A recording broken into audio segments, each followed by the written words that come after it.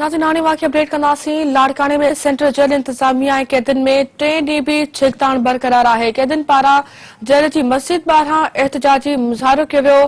कैदियुनि जो चवणु आहे त जेल में 3 ॾींहनि खां संदन मानी ऐं बिजली बंदि आहे।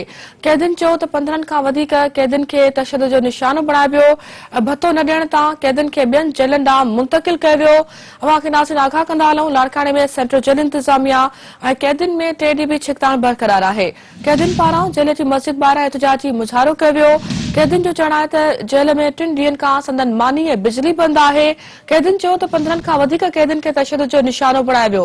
भतो न ॾियण तां कैदियुनि खे ॿियनि जेलनि ॾांहुं मुंतक़िल कयो वियो। लाड़काने में सेंट्रल जेल इंतजामिया ऐं कैदियुनि में 3 ॾींहं बि छिकताण बरक़रार आहे।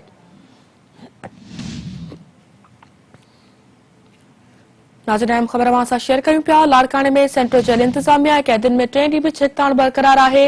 कैदियुनि पारां जेल जी मस्जिद ॿाहिरां एहतिजाजी मुज़ाहिरो कयो वियो। कैदियुनि जो चवणु आहे त जेल में 3 ॾींहनि खां संदन मानी ऐं बिजली बंदि आहे। कैदियुनि चयो त 15 खां वधीक कैदियुनि खे तशदुद जो निशानो बणायो वियो। भतो न ॾियण तां कैदियुनि खे ॿियनि जेलनि ॾांहुं मुंतक़िल कयो वियो।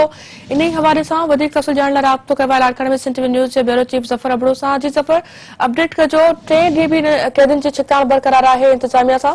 कहिड़ा तफ़सील हवाले सां? जी बिल्कुल, लाड़काना सेंट्रल जेल में अॼु 3 ॾींहं बि कैदियुनि ऐं जेल इंतजामिया में जेका छिकताण आहे उहा बरक़रार आहे ऐं कैदी जेके आहिनि उहे बंदि न थी सघिया आहिनि बैरकुनि में ऐं न उन्हनि टोटल ॾिनो आहे, जॾहिं त उन्हनि जो जेको एहतिजाज आहे जेल इंतजामिया जे ख़िलाफ़ उहो बि जेल जे अंदरि जारी आहे।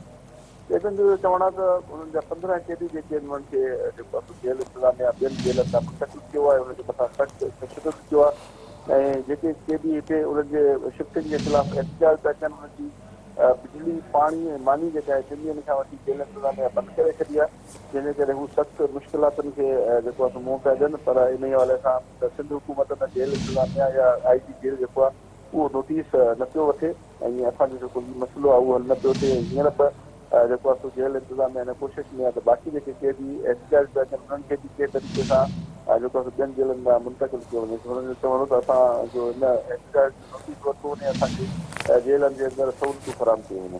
जी ठीकु आहे ज़फर, तफ़सील ॾियण जे लाइ महिरबानी अवां जी।